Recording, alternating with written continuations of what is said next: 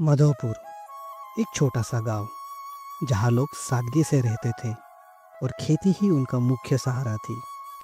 इसी गांव में एक ईमानदार किसान रहता था, भोला। उसकी पत्नी लाजो हर मुश्किल में उसका साथ निभाती थी। पिछले कुछ वर्षों से बारिश में लगातार कमी हो रही थी। मिट्टी में नमी नहीं बची थी, बोरवेल भी सूखने लगे थे, खेत सूने पड़े थे और खाने को भी मुश्किल हो गया था। एक रात भोला खेत के पास चुपचाप बैठा था। लाजो आई और बोली, कुछ सोच रहे हो? भोला ने उदासी से जवाब दिया, पता नहीं लाजो, अब तो भगवान भी खामोश हो गया है। लाजो ने उसका हाथ थामा और कहा, पर हम साथ हैं ना, कुछ तो रास्ता निकलेगा। तभी अचानक उन्होंने देखा एक सफ़ेद साड़ी में लिपटी बूढ़ी औरत जो जमीन पर नहीं चल रही थी बल्कि हवा में तैर रही थी। भोला और लाजो दोनों सहम गए। वो औरत बोली, खेती चाहिए, फसल चाहिए, मैं दे सकती हूँ। भोला ने डरते हुए पूछा, क्या चाहिए बदले में? वो मुस्कुराई और बोली, सिर्फ एक वादा, ये फसल सिर्फ तुम ही काटोगे और कोई नहीं। अगर किसी और ने हाथ लगाया तो फसल भी जाएगी और जान भी। लाजो बोली, इतनी आसान मदद? डर लग रहा है भोला।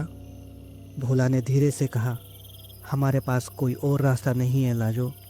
आखिरकार भोला ने हमें भर दी। सुबह होते ही खेत में सोने जैसे गेहूं की बालियां लहराने लगी। पूरा गांव हैरान था। लोगों ने पूछा, कौन सा बीज बोया? भोला चुप रहा। उसे चुड़ैल की चेतावनी याद थी।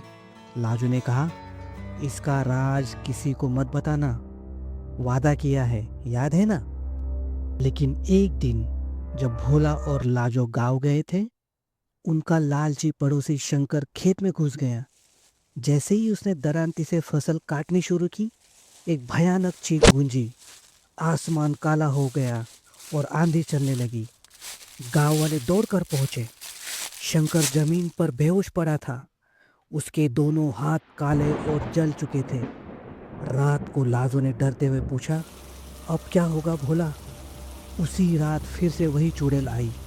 वो बोली, तूने वादा तोड़ा।